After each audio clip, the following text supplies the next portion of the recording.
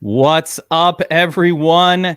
Showdown breakdown time. It is Monday Night Football, and we're taking a look at the 49ers at the Vikings. We're going to do DraftKings first, then we're going to do FanDuel. We're going to break it all down for you. We're going to identify the turds and hopefully get some more winners and some more showdown takedowns. Let's do this.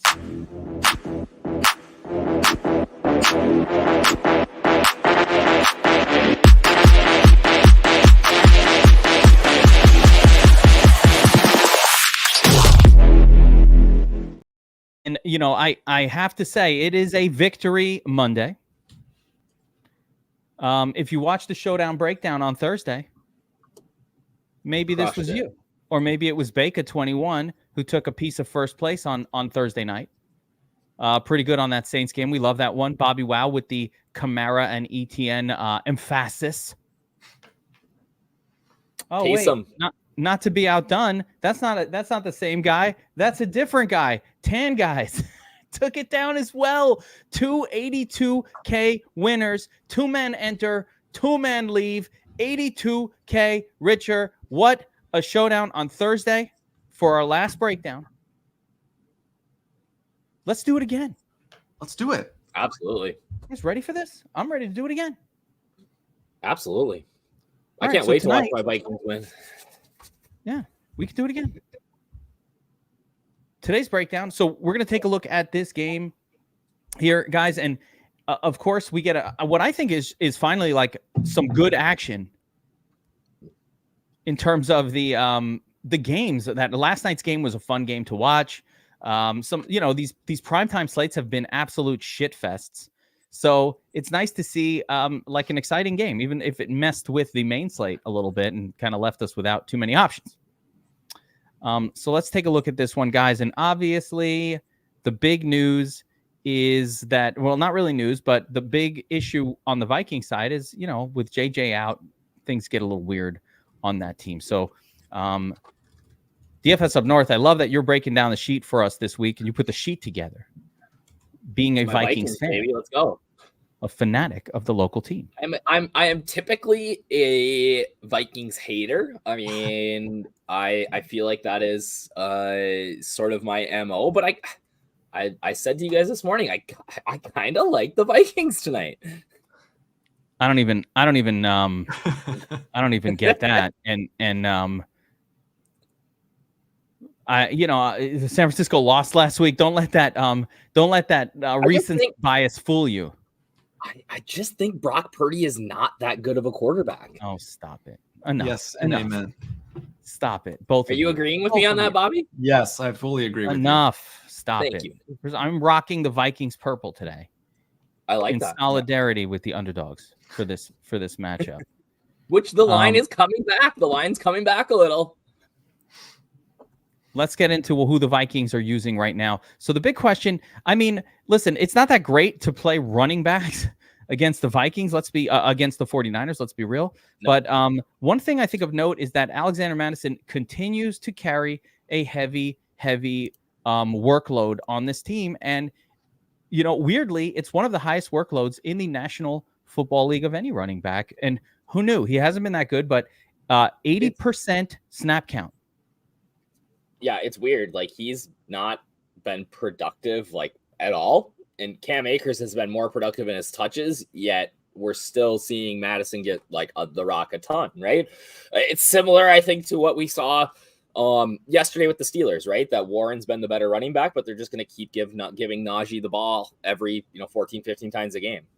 They just keep doing it. And so, all right, let's just accept it. This is a tough matchup for the running back position anyway. But Madison could be the main guy, and could Akers get some dump offs? Sure, maybe. Sure. Akers is priced correctly as a backup running back, unlike the 49ers running backs who are priced as, hey, they might start today, so let's just jack up the price to a weird place that you won't be able to play them as a backup, as you will see shortly. Primetime Kirk, remember that narrative? I don't know that's still... We squashed that narrative. We squashed it. Yeah. Although I think Monday is the day that he does suck, but this is probably not a good day for Kirk, to be honest with you. But is Madison script proof? No, I don't really think so. I don't think that Akers gets more. Akers is not like a pass catching back or anything like that. No. Madison catches more passes than him. So I think he's pretty game proof in the fact that he'll still be in there, but it's the 49ers and it's highly unlikely that he's like putting in 2 touchdowns this week. So let's take a look at the wide receiver group, because this is where the money's going to be made. I think DFS up north. So sure. Addison, 85% of the snaps last week, Osborne 93%, and Brandon Powell working as the WR3 got about a 60% snap count. Any changes expected here, or should we see about the same thing? I would expect to see something pretty similar here, right? Like, I don't even know. Yeah, no, they did get a prop on Powell, but yeah, this offense is so heavily done through like TJ Hockenson, as you can see in like the target sheet there, that the rest of the guys, they'll get some targets there. It's Addison has the toughest matchup tonight. He's going to see Charvarius Ward most of the night. I would assume, right? So, my preference would probably be KJ Osborne in that sort of like dump off middle of the field role, but Brandon Powell's viable. He's not super cheap, but definitely in the mix too. Yeah, I feel that. And, obviously N'Keal Harry is not somebody I'm going to be concerning myself with, but TJ Hockenson. I don't even think he'll be active tonight. Yeah, he stinks. How did he make it on the matchup sheet? But TJ Hockenson, of course, has become the de facto WR1 for this team with Justin Jefferson out. So I think TJ Hockenson is certainly going to be somebody that I'd have interest in if I'm loading up on pieces from the Vikings. Or, he's expensive though, right? Like, he is a little bit pricey tonight. I know this sounds obvious, but I like the idea of building around the 49ers, especially when you're paying up for players. Sure. I think the 49ers studs have a better shot here of slate breaking. So the big news here, guys, is Christian McCaffrey coming back, oblique injury. How much do we think he's going to play? Is there any news out there, any word, anything that says he is fine, he is not fine, he's on a snap count, or he's going to come in and dominate this game with 30 touches and put up a 40-point performance? He said that he felt great on Saturday, which is obviously, good. But I'm seeing some stuff out there now that maybe he's going to be on a snap count, maybe not. I don't know. It's a little bit murky at this point. He's priced up so high that he really does need to absolutely smash in this game in order to pay off, especially as a captain. It's going to be hard to captain. I've already tried it, and it's not that you need like Ray and Juszczyk in there to kind of captain. Yeah, and his props are not that like CMC smashing ish. You know what I mean? Like when you look at what Vegas has the lines at, it's like 63 rushing yards, 29 passing yards. It's not something where you're like, oh shit. You know what I mean? This gives me a shot at bringing up the old Proptimizer. And let's take a look here and see what we have. So, all right, this is taking a look at the Proptimizer that we have over at Sharp App, which is a sports betting tool. And hey, looks like we do like the over on receiving yards here for Christian McCaffrey, projecting 36. But the sports books have him around 25 receiving yards, which is okay. 3.5 receptions, 16.5 rushing attempts, and a combined yardage total around 94. So good. Good. It's not like crazy, but it's solid. Yeah, that's pretty good. So these are pretty good numbers. So looking at that, I would say that's what he normally gets. Yep. Most weeks. So I think the sports book is kind of looking at him like normal Christian McCaffrey week for whatever that's worth. Bettors and the money. All right, so Christian McCaffrey, backing him up. So last week, it was really Eli Mitchell that got most of those. Jordan Mason that got most of the backup snaps. 25% with Eli Mitchell mixing in for a few. But that also could have been because Mitchell has been banged up, and that could absolutely change this week. But one thing, Bobbywow, you were telling me before was that it doesn't matter that much because these guys are priced ridiculous. Yeah, I don't know about you, Josh, but it just feels like they're so astronomically priced. Can't really make a case for either. You need CMC to be out to play them. or to just be ultra contrarian, right? And hope that somebody gets a goal line rush, right? Or CMC gets hurt because that's what he do. And one of these guys comes back and breaks the slate. Yep. Any of those possibilities are real, right? Those are real. And I chances. think, I mean, I guess they're viable, especially like when you consider that I think this is going to be a fairly low scoring affair. I don't think that we're going to see a lot of points on the board here. San Francisco 25, Minnesota 18-ish. I think we could even go under that, especially with the Vikings at home. So they could get there. Yeah, I love the dome games. I like the controlled environment. I always think that's conducive to more scoring than I think we generally think it will be. So, this is a great matchup for Christian McCaffrey. On paper, it's as good as it gets. I mean, the Vikings have been fairly good against the run all year. But he does so much outside of the tackles that it doesn't necessarily matter. Yeah, no, I feel that. All right, so I mean, looking at the wide receiver group, obviously Deebo Samuel, there's my back punk.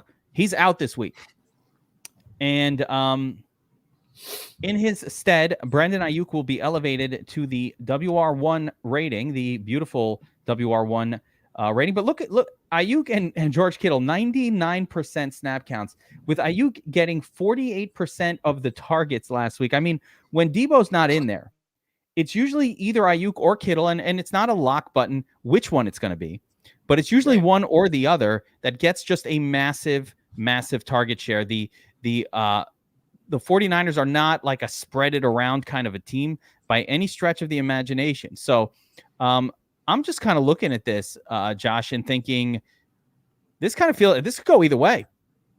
All right, like last week, fine, it all went to Ayuk. Okay. But that could just as easily be a Kittle thing. Is there anything going on in the Vikings defense where you might think it would go one way or the other? Is there a defensive back floating around that is going to shut down Brandon Ayuk or anything like that? No, I mean, the secondary for the Vikings is obviously their biggest weakness. I mean, I think the safety, when we're looking at tight ends, Harrison Smith, those guys are pretty decent. But this really lines up as a Brandon Ayuk game. Like, he has potential to have a massive game here. Especially when you look at the other receivers, right? He's competing for targets with obviously George Kittle, but the tight end matchup isn't great. But you're talking about Jawan Jennings in the slot and then Ray McLeod on the outside, which is not super exciting, especially when you have a Brock Purdy at quarterback. Take a look at you're going to love this. Take a look at the power ranking sheet for this game. Yep. Okay. So Minnesota projected for 46 total rushing yards. That's as extreme as it gets. Okay. You don't want to be. So effectively, Vikings run offense has already been bad, and now you're putting them up against one of the best rush defenses, and it basically translates to no rushing yards for Madison. Doesn't mean he won't score a touchdown, but this definitely means that matchup wise, it's not a very good matchup for the Vikings. And I wanted to show this because the San Francisco rushing offense expectedly gets a bump here. I just want to look at where the Vikings are in terms of their. This number kind of breaks it, gets rid of the fluff and lets you know the real deal. And you are correct here that their run defense is right in the middle of it. So there's nothing wrong with the Vikings defensively. They're run-of-the-mill league average. And if this was like I'm trying to think of a running back who this would make sense against. But, sort of maybe a David Montgomery, they do a nice job against him, right? Come running between the tackles, things like that. But against a dynamic back like CMC, it's going to be a little bit tougher. Definitely. So to finish off with sort of the matchup here, the big question this week is who are our turds? How are we paying down? I see Ronnie Bell. So Jawan Jennings will operate as the WR2 for the 49ers tomorrow. Jawan Jennings, fine. So here's the deal. Last week, he never came out of the slot. He played in the slot every single snap. So if there was only two wide receivers on the field, Jawan Jennings was not on the field. It was Ray McLeod, which is crazy to think. But yeah, Jennings did not operate anywhere outside of the slot. So effectively, they're just sliding Ray McLeod over to Debo. the Debo Samuel spot. And they gave him 2 rushes last week too. Yeah, so. it makes sense. He profiles more like Debo. He's gonna be the end around guy. So it kind of makes sense. Yeah, So Ray is really interesting. What's the price on Ray? This Ray had a 71% snap count. Again, 49ers don't necessarily like spread it around, so it's not that critical. But what is the salary on Ray? Cheap, 2,200 on DraftKings. Yeah, so that's gonna be one of your better pay down options.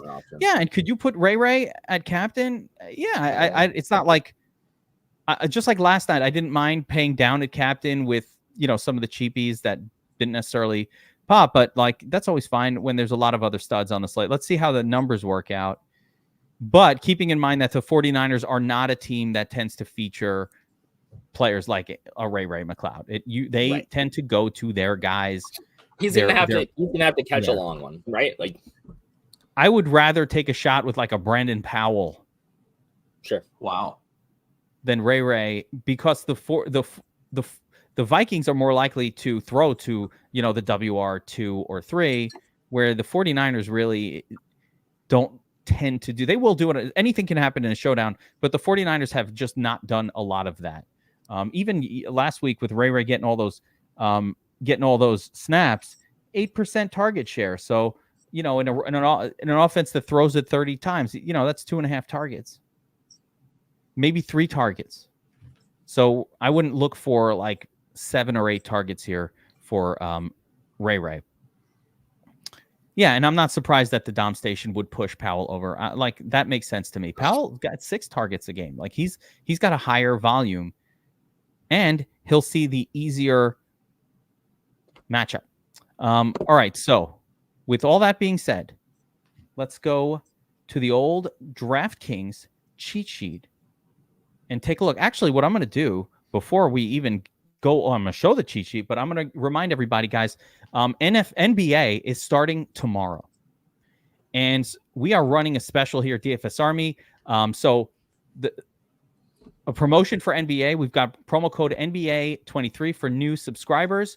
That will knock 23% off VIP. There's a whole flyer about it on the DFS Army website, but go check it out. There's no better time to get signed up for DFS Army now. Promo code NBA23. I hope I got that right. Is NBA23. Any of our subscriptions that include NBA will get 23% off for new subscribers. If you're not subscribed now, go get subscribed. If you don't like paying for information, the domination station, the chat, the Discord, the winning, I honestly, I don't know. You should not play NBA if you don't have this subscription, or at least something somewhere. You need something, right? Too much drama.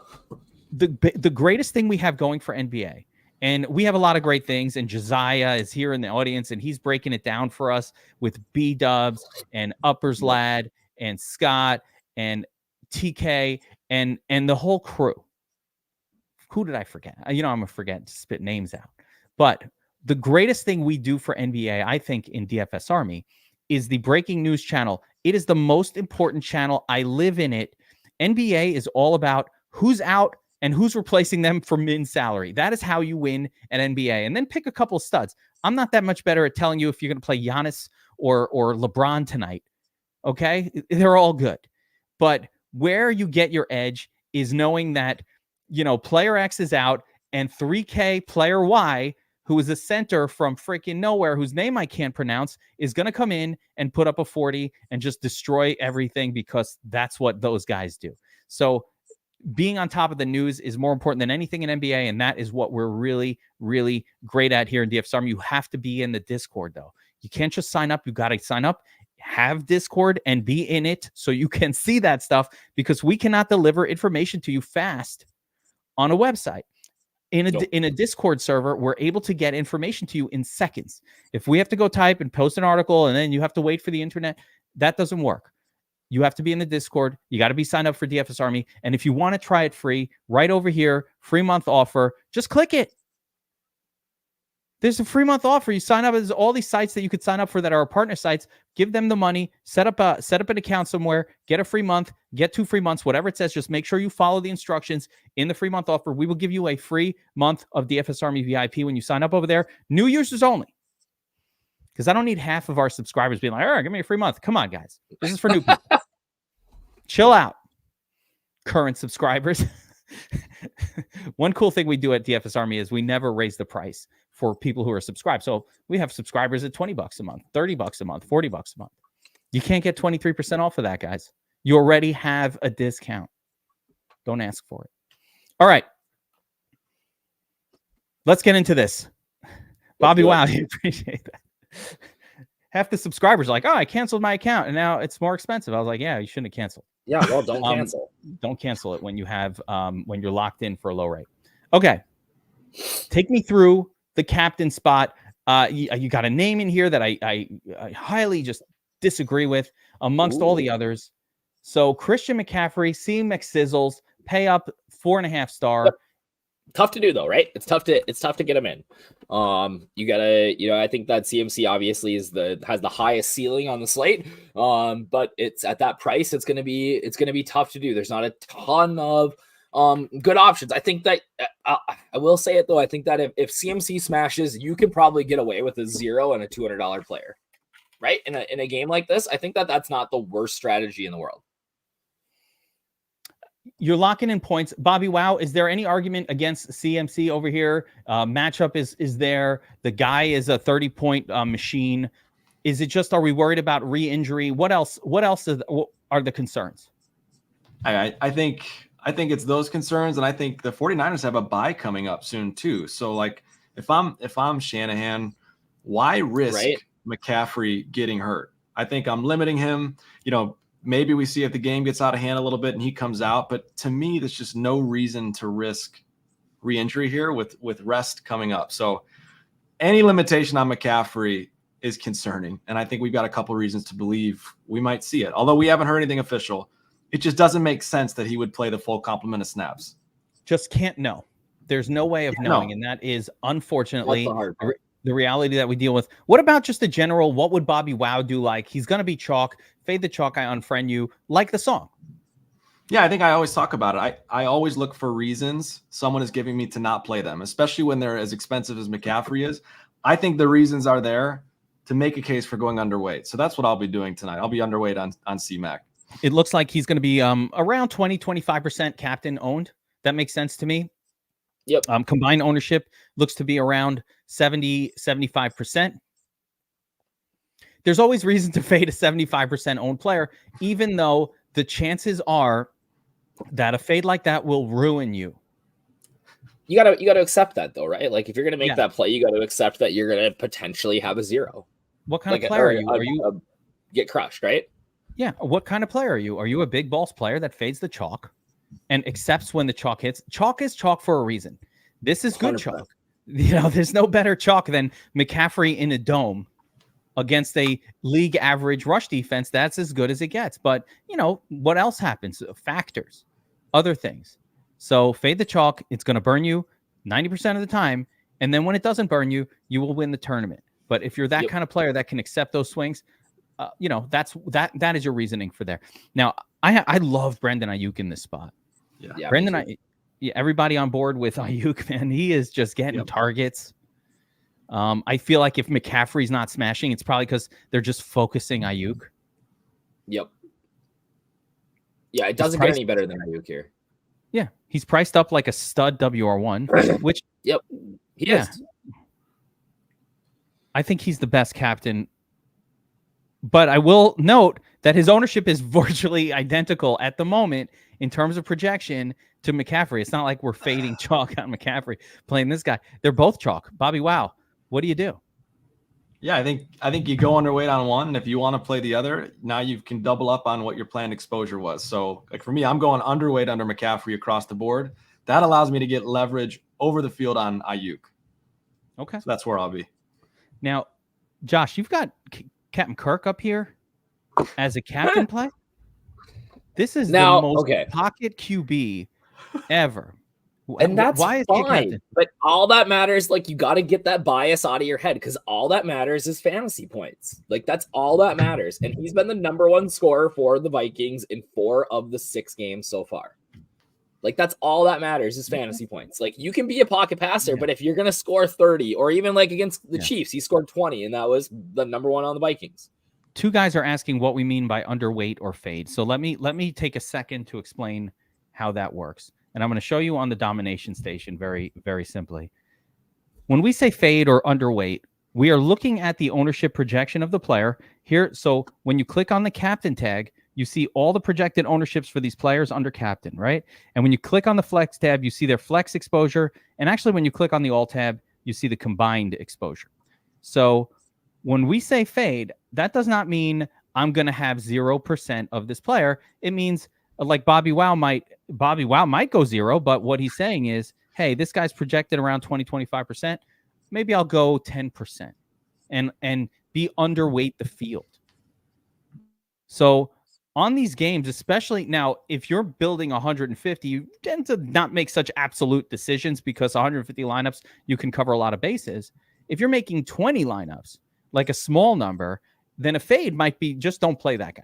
You know, we very strongly believe that if you're going to make a small number of lineups like 20, you should really just choose a couple of spots to go heavy on and try to be right about it. And if you're right, hopefully you'll take down a tournament. Yesterday, who was the wide receiver? Cedric Benson, was it? Who was Cedric Wilson? He's a former Bears running back. I love that. He is. Who was the wide receiver? Cedric Wilson, maybe? The WR3 for Miami, or 4. It was, Wilson, right? Cedric Wilson Jr. Cedric Wilson, right? So last night, let's say you had a feeling that Cedric Wilson was going to like get some work. If you made 20, you would have just gone 100% on that guy, right? And he ends up in the nuts, and that's how you win, right? There was a lot of people playing Jeff Wilson Jr., but if you played Cedric Wilson instead for the similar price, you probably won the tournament. You actually needed some Miami defense. I unchecked Miami defense, by the way, last night. Oops. Could not win. I was like, oh, they scored a touchdown. All right, turn the game off. All right. Yeah. See, Livid Lebo had Cedric, and it was feeling good. He's got the fire. But when you do 20 lineups, you should take a player like that that's kind of a long shot and just go in on it because winning is a long shot already. So if you have a heavy exposure to that, you're going to do well. Anyway, and I had a lot of Jeff too. I went all in on Jeff Wilson, and it did not work. Shit happens, man. I will tell you guys even though a lot of the calls were really good, like the Dante Foreman and the fade of Keenan Allen and Herbert, like a lot of the calls were really, really great last week, but my core plays did not hit. So it was not the best of weeks for me. I felt like I could have made a lot having as much 30% Dante Foreman. I should have had a smash week, and I had a lot of Lamar, but just some of the other cores didn't hit. That's how it goes. Sometimes. Yeah, that's how it goes. All right, so take me through it. So Kirk Cousins, do you need to stack him with 2? I don't think one does the trick. I mean, if he's going to be the captain, he's dragging at least 2, right? Like he throws 45 times a game, like somebody just said in the chat. Like somebody's gonna get there, right? So Hockenson, Powell, Addison, any of those guys, Osborne. I think even one guy that I like that's a turd, and we'll get to, is maybe like a Josh Oliver backup tight end who's caught a touchdown pass this year. Turd that can get there. I don't think that's a bad play either. Yeah, I feel that. So beyond Cousins, you've got Hockenson here. Yep. Addison, Kittle. So Madison. It's gross, but Madison, I mean, he's a running back who gets a ton of volume, right? Like he could get there. Yep. One little fun fact about Kirk Cousins. He's outscored McCaffrey in 3 of the 6 games this season. How do you like them apples? But, in none of those games did he face the 49ers, who are going to come in and dominate the shit out of the Vikings tonight. Right? Defensively. Kirk Cousins.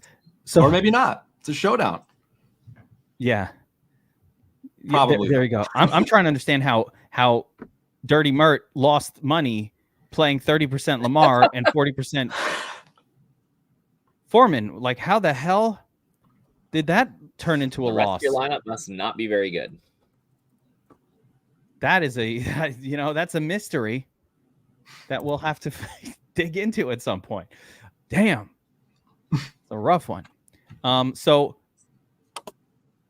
let me focus on this and not on the chat, or I'm going to continue to get distracted. So George Kittle, I feel like up north, George Kittle's just like, if it's not Ayuk, it's going to be Kittle. Like or it's got to be one of these big three guys that's going to be the highest scorer. No, you would think, right? Like Kittle's got the biggest upside of anybody down there, but he's classic for getting like a 1-pointer. Yeah, it's all or nothing with Kittle. If the Vikings pass rush is not bad. Danielle Hunter can get after the quarterback, so they may end up having to bring Kittle in on to block more than he typically does. Now, if they had Deebo Samuel, I think they'd be more content to do that. But they just don't have anybody else they can throw the ball to. Yeah, Bobbywow, how do you see it going down here? Kittle versus Ayuk versus CMC, or is it one of these Vikings? No, I think they're all in play. And I think Trent Williams is out too, right? The offensive lineman. I think that has an impact along with the Vikings defensive line. So, I mean, I think any of these guys are viable, including Kirk Cousins. I'm not like flag planting on one at this point. No.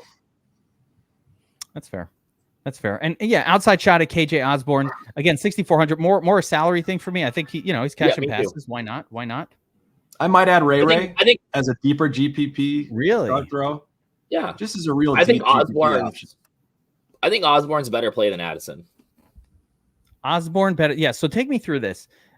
You favor Osborne to Addison. They're not that different in price. Last week, exactly the same number of targets. What do you see as being better about Osborne? It's $1,000 savings, and then with where Osborne lines up and where Addison is going to see Charvarius Ward, who's the number 2 PFF ranked defensive back in the league, right? Like, so Ward is going to be on Addison all night. And Osborne just runs a route tree that I think is more successful against this type of defense, right? Whereas Addison's going to be your long bomb. He's not a possession type of receiver. And it's likely that Kirk's not going to have a lot of time to throw here. So Osborne is running the shorter route tree. Yeah. And you're pretty confident that Addison will be covered by Ward. Yes. All right. Well, if we needed to favor one over the other, that's a pretty good darn reason. So I like that. Now, a couple other things I saw bandied about here in the chat. One was 49ers defense as a captain. Yeah. It's been winning. Thursday Night Football. It has won. Although this week is different week. So maybe that ends here, but 49ers defense definitely. Yeah. Playable. I think they can rack up a bunch of sacks. Like, I think that is their Cousins doesn't turn over the ball a ton unless he's fumbling it. So he's an old vet, right? He's not going to make throw a bunch of picks. And I say that it's Monday night and he's going to we've seen the 5 interception meltdown from Kirk Cousins before. Don't the Vikings lead the league in fumbles this season, or was that just They do lead the league in fumbles. I've seen the breakdowns on Kirk. I like Kirk. I'm a Kirk Cousins fan, but like I have seen him throw just fall apart in a game, and just like the 4th interception, they're just like, dude, all right, enough. Sidelines, bro. So it could happen. What else is bandied about? I guess you mentioned the possibility of Ray as a crazy. Yeah, Ray could get there. If you're running 150 lineups out, you might throw him in a couple. Yeah. That's about it, though. Just a tart throw there. Little something. Let's first think about how we can build lineups, and a lot of that comes down to who are the cheapies that make the lineup work. So I'm going to scroll down here a little bit. We already talked about most of these guys, but Cam Akers at 1,800. Any interest there? This is a tough matchup for the running back, but Akers gets snaps. Not as many last week. Like I said, I think he's been the better running back in his touches. It's just KOC hasn't given him the run that maybe he deserves. And like I wrote in the notes, like maybe that happens tonight. He's cheap as viable to me on DraftKings. Yep.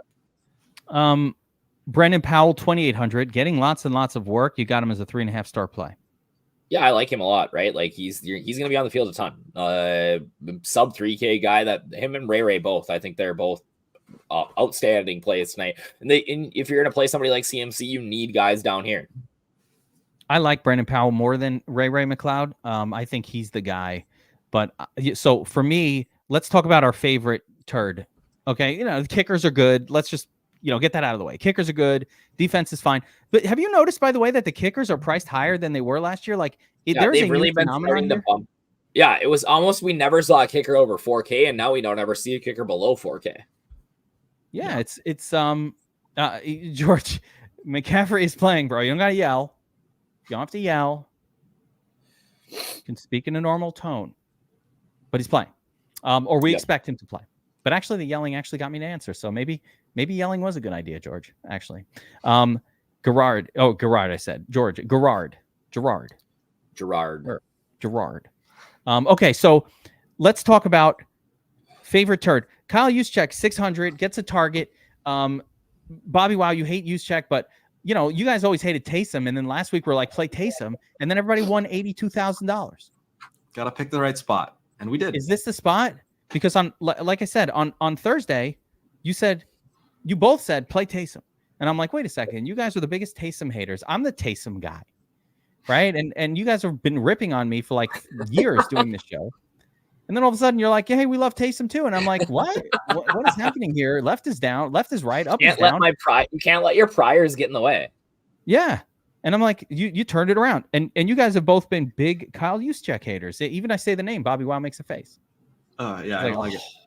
But I think we saw last week where and maybe this is how you build in your game plan or whatever. Because like you said, right? Like if the 49ers are crushing, which I think that we'll see more Juszczyk involvement is kind of where my thought process is that like, so, and if Juszczyk is getting involvement, I think that takes away from CMC, right? So you're building lineups maybe without them together is sort of how I'm going to look at it. Yeah, I think they're correlated directly. If CMC is limited, I think Juszczyk gets a few more bumps, and then Ray too. I think both those guys. If you think CMC is going to be limited or get re-injured, get more exposure to both those guys. 10 guy says he loves McLeod. That's my guy too. Well, he won 82,000 last week, so maybe we should listen to him. Yeah, coming off that 82K win, I think we should listen to 10 guy.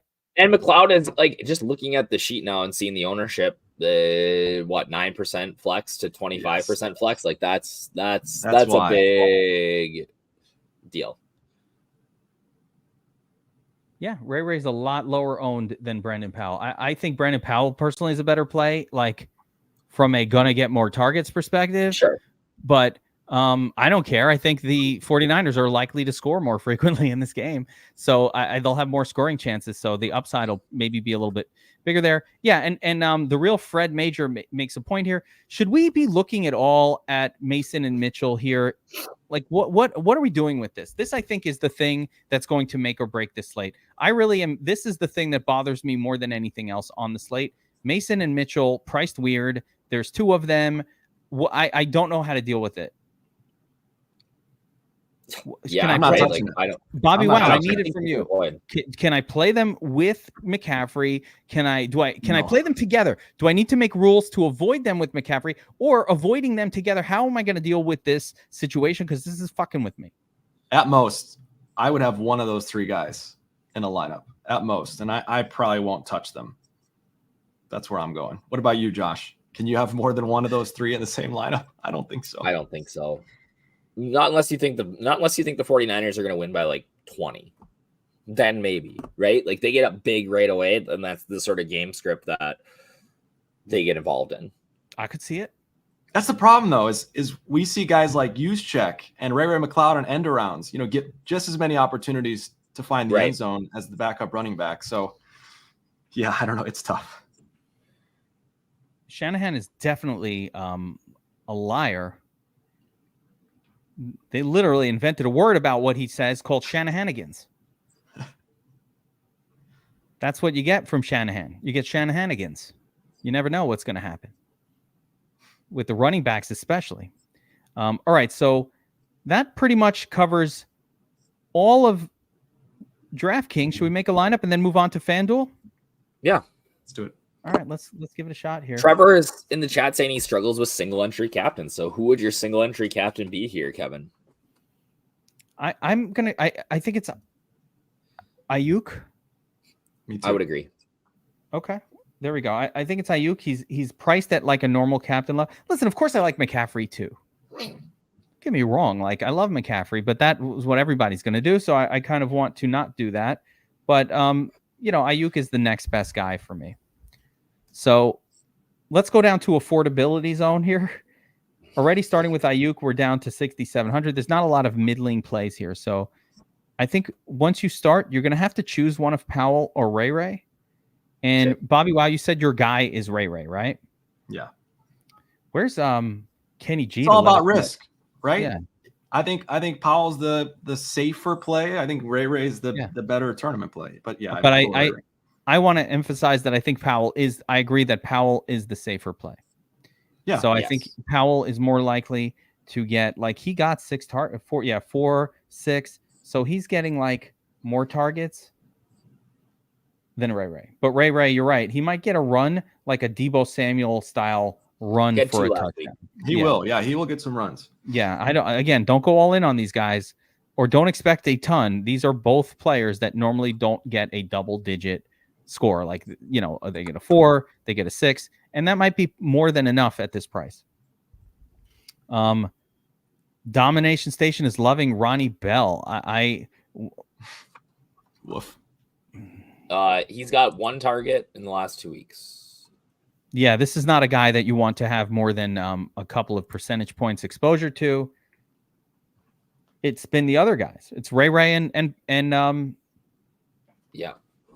He doesn't have a prop. Yeah. We didn't even talk about Jennings as much as maybe we should. Jennings is not that expensive. Let me bring it back around to a guy who's actually on the field a little bit more, but he's not that expensive. He's not doing much this year, but he's 4K. Any thoughts on him? I mean, he's fine, right? He's not doing much. Like, he plays a ton. I mean, at some point we're going to see him get some work. Slot wide receiver is a good place to run against the Vikings. Yeah, he's fine. I think that's an interesting side note, but not somebody I want to use for this lineup. So we got 7,900 left. We put in, okay, here we go. So from here, KJ Osborne, you said, was the better wide receiver compared to Addison. Better matchup. Yeah, I think if I'm going to play somebody from the Vikings, Hockenson's my favorite. Yes. Can't get to Hockenson without a second extreme cheapie. So, like, let's say you put in Hockenson here instead of Osborne, right? We pop in McCaffrey in the flex. Okay. 5,400 left. You play kickers and somebody. Yeah. From here, you could just pretty much throw a couple of kickers in there, or 49ers defense if you wanted to go this route, and a kicker. San Francisco kicker. Oh, the San Francisco onslaught with Hockenson. How about that? Yeah, I like that play. I like that. Even though I think the Vikings win, I like that. Yeah. By the way, the last time we made one of these, it's funny, in the last show, and I don't advise everybody to use this lineup. It's just an example of kind of how one build might go. Let me just think through this build here. So with Ray and Ayuk up top, and Ray in the lineup, there's a, if it wasn't Moody, there'd be an argument here for like a Brock Purdy in a lineup like this. Just because you have two pass catchers. Yeah. Or 3. So one could make that argument. Yeah, there's going to be so many different ways to build. You know what? Let me clear this one out. I want to do a second one, guys. Let's do it. Is there any way to build a lineup starting with somebody lower cost? I think Hockenson or Kittle would be the two guys you could start with. Hockenson is a little bit less than Ayuk, so a little cheaper. Yeah, not too crazy, but a little bit. So if I put Hockenson in there, let me just see how this one comes together. Okay, so let's go back down again and put Powell in this one. Yeah, I guess we'll put Powell in there. Fine. I actually think Ray is almost better in this one with Hockenson up top, but whatever. 8,500. Not when you put Kirk Cousins in this lineup. Yeah, get Kirky in there. A version of a lineup that's heavy Minnesota. Feels gross. Ooh. I like it. I mean, but hey, look at your power rankings, right? 247 pass yards. That is true, but the rushing yards are supposed to go here. So if you put, all right, you ready for this? And then you put Josh Oliver. Or use check.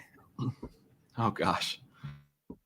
Can you get use check? You can. So a little more balanced approach right there. Yeah, and Yeah, you could put him. That's going to happen anyway, Pharaoh Kane.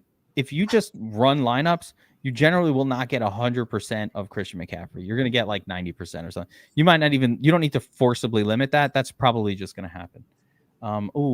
Big mistake pregame of not opening up the old FanDuel screen. So let me get that opened up. Let's see if we can get in. That's like, this is the best part of the day.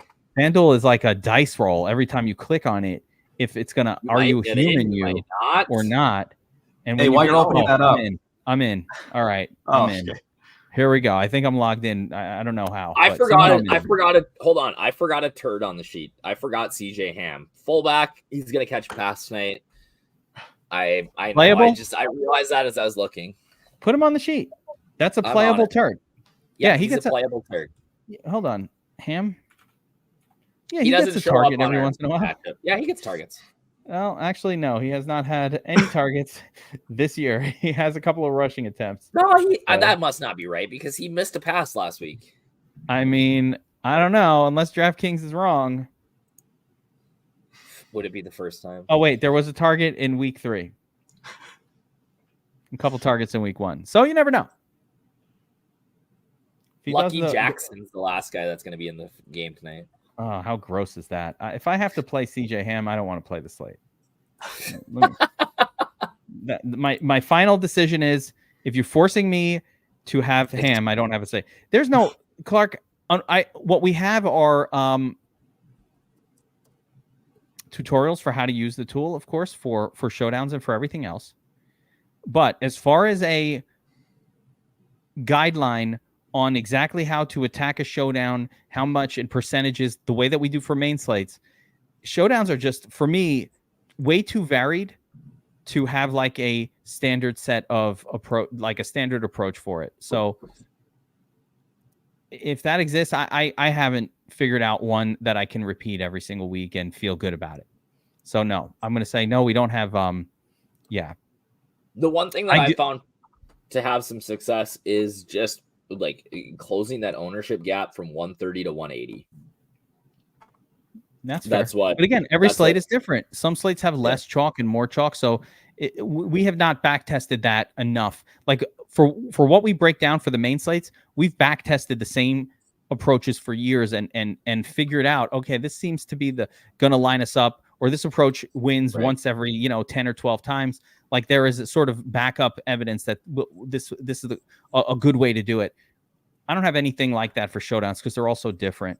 But if somebody figures that out or wants to back test and come up with theories, and that's the beautiful thing about the optimizer, do it yourself. Go in, go back test the last 40 of these and see if what set of lineups is producing the more optimal results.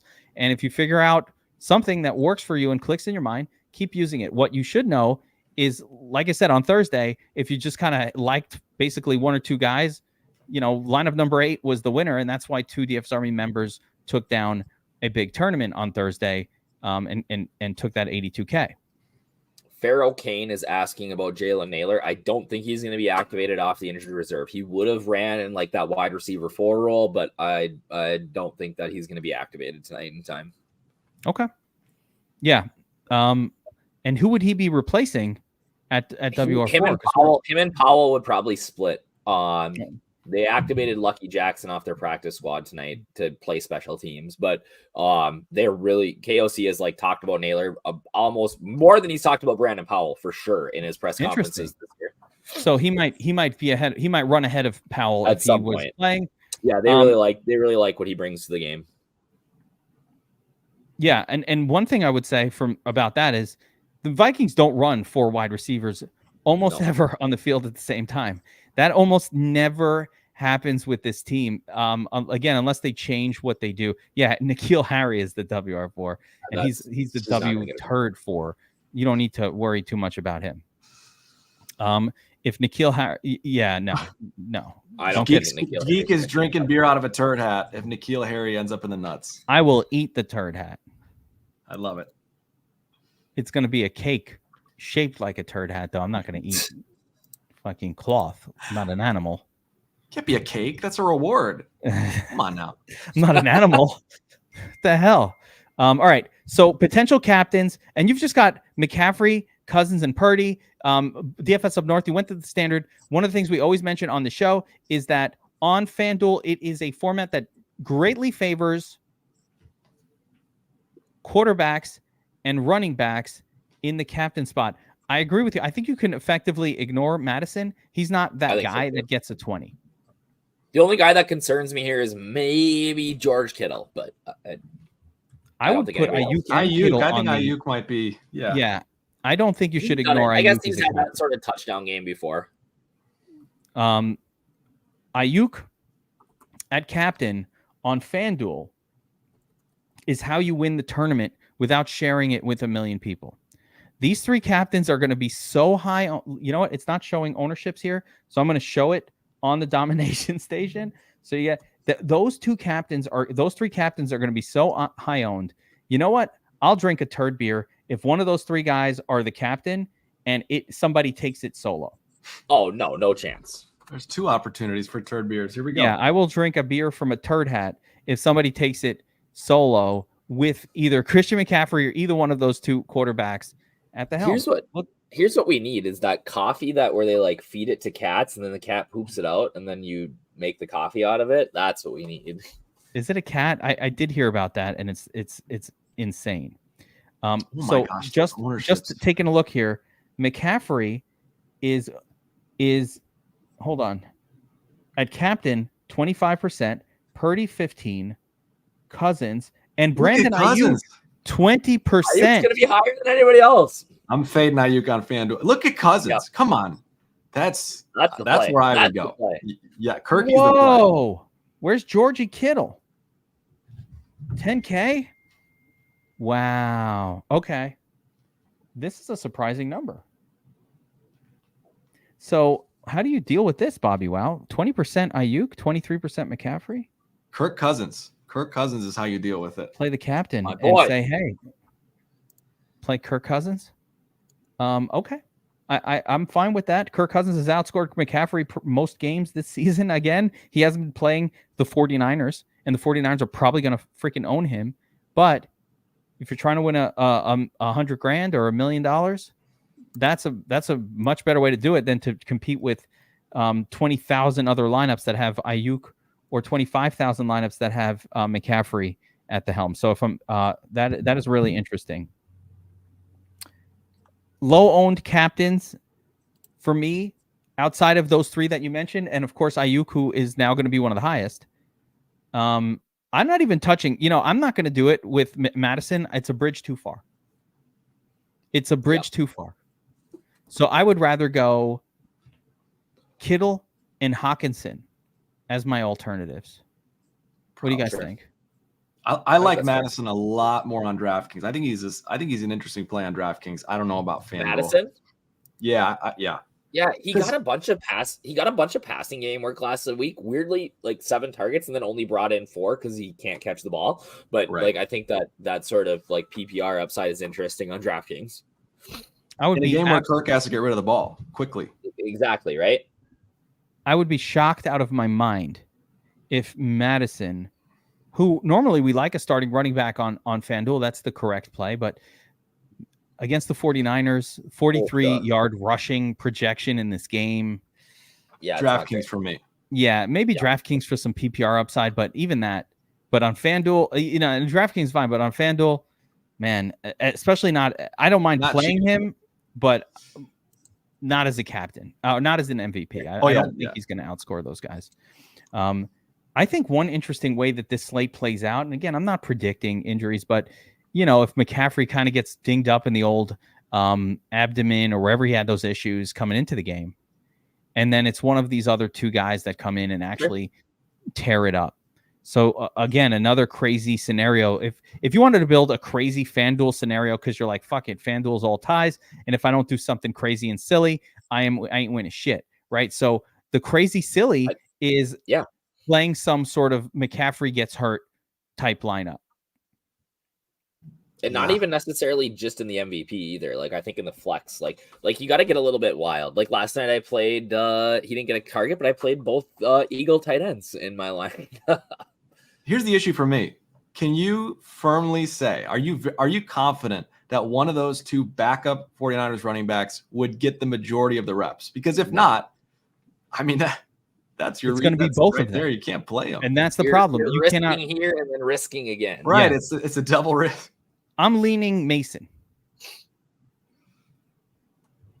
I'll tip my cap if one of those guys beats me tonight. Yeah, that's true. It's always something, though, isn't it? It's always It's a showdown. Like and Dirty Mert says it's Mitchell. So like, I don't know, right? It's Tyrion Davis Price or whatever their like fourth string is. Who are the 4 highest scorers on the slate? Bobbywow. Oh man, I am gonna say Kirk Cousins, Brandon Ayuk, TJ Hockenson, and George Kittle. You're really sticking with the McCaffrey fade in that answer. This is such a ripe opportunity. Yes. Okay. Yeah, and this one too, right? Maybe sometimes defenses don't matter that much. Minshew 4 touchdowns, runs for 2. Of all of the turd quarterbacks on the main slate, the one that I was like, I'm not playing him, and I played all of the garbage. I took out the papers and the trash yesterday, and I didn't get no spending cash because I didn't have Minshew. I'm sorry, but can we just rewind what I just said and how that came out of nowhere? I thought that was like a line from something. I thought it was like an old man saying. Yeah. No, there's a song. I didn't know you were freestyling. No, there's a song. Arnold Schwarzenegger sang it in one of the I don't know. Arnold Schwarzenegger sings in the trash. I don't know. Where did that come from? Like something my grandfather would say. Yes, Jingle it is from your way. grandparents' time. That's right. I am a repository of random factoids that just spurt out at random times. It's not that fun at dinner parties. You'd think it would be more. I get a lot of those kind of looks. He says it's in twins. Somebody says it's in I think it might be from that. With Danny DeVito. Chad is always so good with these things. They know. I mean, all these crazy everything. They know it. Amazing. Thank goodness there's like 3 people out there who are like, dude, when you said that, I knew what you meant and it was funny. Really? No, it's not because they just reinforce like that with and then it happens again, and then you feel bad about it. All right, so let's wait. We just distracted for an hour. What? Let's take a look at the salaries here. I'm going back to the cheat sheet. So Purdy 15.5, Hockenson 12. That's a lot. Is it difficult to make a lineup this week up north? It's not terrible, but it's not fun. Like sometimes you got to make those decisions on FanDuel. That like it's a little bit easier almost to fade McCaffrey on FanDuel, I think, than it is on DraftKings. Yep. Let's see here. Who's the cheapie that makes it work? Brandon Powell 7,500. Meh. You find yourself kind of in that range though. Kickers. Ray runs one in. Yep. I think Juwan Jennings is an interesting FanDuel play. Juwan Jennings could absolutely catch a touchdown. 8,000. That's cheap. I think I hate to say it, guys, but we saw it again last night. Vikings defense, not the worst play in the world on either side. Oh, Vikings defense. You know, my natural inclination is to full Brock fade. Purdy is not good.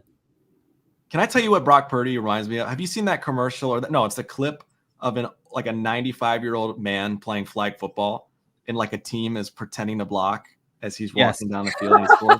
Love that. That's who Brock Purdy is. Like the 49ers carry him to his success. He was exposed last week. Brock Purdy or Tyson Bagent? Not close. I'm not going to tell you the answer. Though. Wow. It's not close. Oh, I didn't say Bagent, did I? For this guy that you're ripping on, mystery. This guy that you're ripping on has lost 1 game in his NFL starting career ever.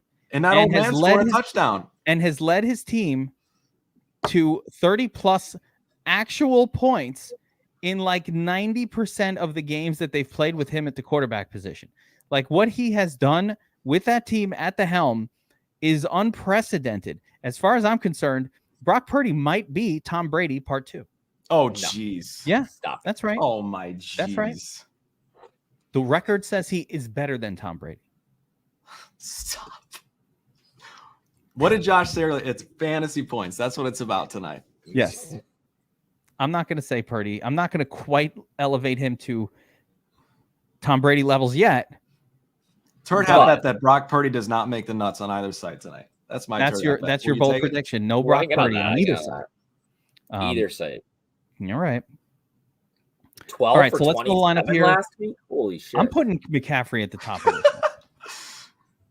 I want to see what it's like to start with McCaffrey.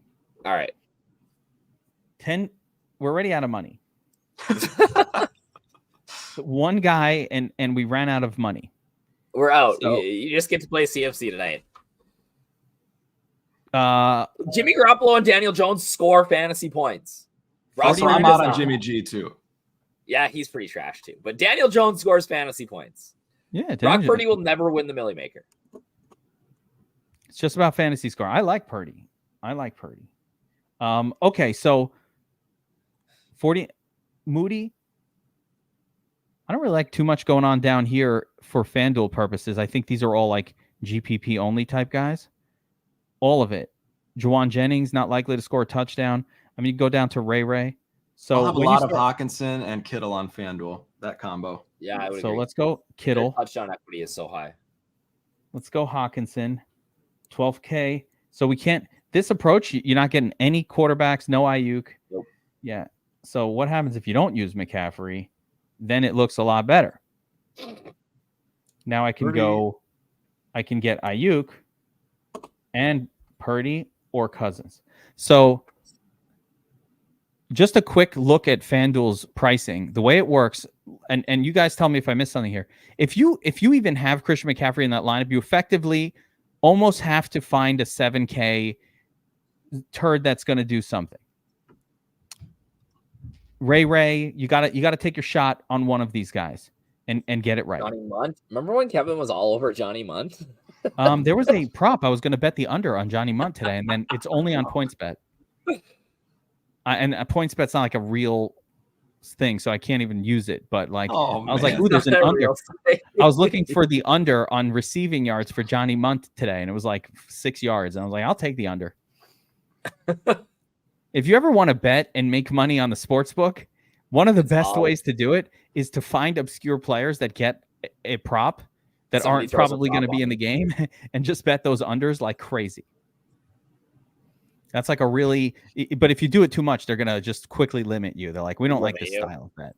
Yeah, they just limit you real quick. But like, yeah, if you could find a Johnny Munt under or a CJ Ham under, let's bet that. Most weeks it's going to pay you. Every once in a while you get burned, but most weeks you're going to get paid. The Kirk Cousins over is on 2.5 rushing yards, though. I'm on that. Cousins over 2.5 rushing attempts? Yep. 2.5 rushing yards. A yard. It's one push away. No, because he gets sacked and he's going to go backwards. The rushing yard total for Cousins in this game might be -10. It was -5 last week. It's probably going to be a minus. Yeah, that is a good under to take. Definitely. I like that under. He's going to be running for his life. All right, guys, final thoughts on this slate in general. So give me your overview of how you think it's going to go. We've talked a lot. We've talked to the chat. We've gone through the different turds. How do you think it's going to go down, Bobbywow? Is it a 49ers onslaught, 24-3? Is it a balanced game? Both teams doing their thing. How does this game play out? I think my final thoughts are Brock Purdy is Kyle Orton without the neckbeard. I think it's a balanced game. I'm probably going balanced stacks. And I will be underweight on McCaffrey. I just think, even the last couple weeks, his ceiling's been low. Got a couple more reasons to believe it might be a little lower. And my sneaky play is probably Alexander Madison is in the nuts on DraftKings. Okay. Serenity now. Him or Ray. One of those two guys will be in the nuts. I think here's where I'm at. I think 21-17 or 24-21. I haven't decided yet. But the Vikings are going to lose on a last-second field goal. That's what's going to happen. But they are going to be serviceable. It's going to be close. I think that Hockenson has a smash game. Ray has a good game. Brock Purdy has 12 DraftKings points, and the 49ers win. I think so. I love that you guys are touting the balanced, because I'm going to say I could see the game going down 49ers defense domination. Yeah. Kirk Monday night special looking like Kirk on Monday nights. Vikings out of sorts a little bit, and a 5-1 49ers onslaught with 49ers defense as a part of it. Who's your one Vikings? Who will be your top Vikings play in that 5-1? That is the hardest choice always to make. It should probably be like someone like Hockenson, but I don't mind an Osborne, just a random wide receiver. They're going to get the wide receivers are going to get their points. So a KJ Osborne, he's going to get his points in this game. And I love that you have like Osborne over Addison in terms of the match. We'll see in reality. Listen, you never truly know who the cornerback is going to be on, by the way. We guess, but you never truly know. But one you guys mentioned last week, remember Kirk versus Christian Kirk and Calvin Ridley? I mean, you guys called that. That was huge. Yep. Yeah. One more thing before we go. And I know it's not great because you can't bet the other side of it, but the touchdown props on Eli Mitchell and Jordan Mason are both like 165 and 185. Like it's better than you would those are cockamamie numbers. Hold up. I get that. I'm going to explain the difference between that number and everything, because I looked and I'm trying to figure it out. But you cannot bet not to score a touchdown. So that is just a fake number. It means nothing. The sports books are refusing to put out a yardage prop for either guy, which means they have no idea. They don't know if McCaffrey is going to play. They're still thinking, what if McCaffrey plays? So that's the issue with that. You cannot trust that number, but you're right. Both of them have a touchdown prop that is really not bad. Both of those backup running backs. But like I said, I really think that's because they're sort of in a little bit of a, if you're stupid enough to take this prop, good on you, but it's not like we're going to let you bet against it happening. And so that, like, I only believe that prop if I can get minus 170 does not score a touchdown. Sure. Right. You know what would be the most Shanahan thing?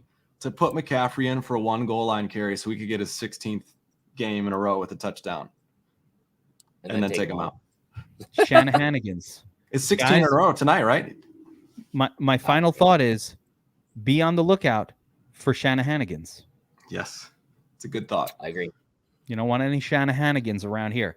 All right. Good luck, everybody. Let's see those helmets at the top of those lineups. Hit the like button, subscribe, notify, all that good stuff. We're back all week. I've got first look lineups. I'm already working on them for week 8.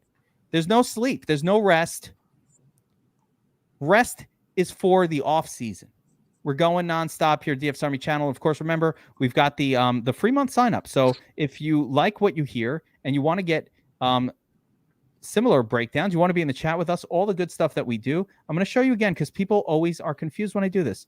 Here's my mouse, right up here. You click on free month. It takes you to a page. It should take you to a page, but right now it's just leaving me here. Yeah, it takes you to a page that explains how to get a free month here. Sign up for any one of these sites, make a deposit, all that stuff, and you let us know that you did it. Jock Market, Sleeper's the best. Prize Picks is great, but Sleeper, you're already on Sleeper playing fantasy football. That accounts. All you have to do is make a deposit, code DFS Army. We have Sleeper tools. We break down the prop games as well in the DFS Army chat. Actually, I think it's one of the greatest things that we do that not a lot of people know, but we have tools for Sleeper and Prize Picks. We have the best tool for those sites by far in the industry.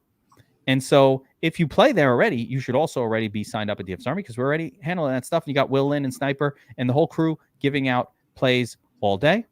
Thank you on the Foreman call. I love Foreman since last year. By the way, I have Foreman in all of my dynasty team. Like that's a guy who I just have a lot of exposure to. I forgot.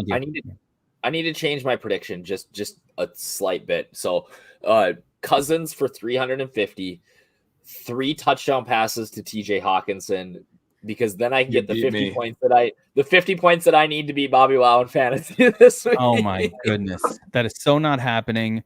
I did sport the purple Cousins, the purple Vikings hat for you guys.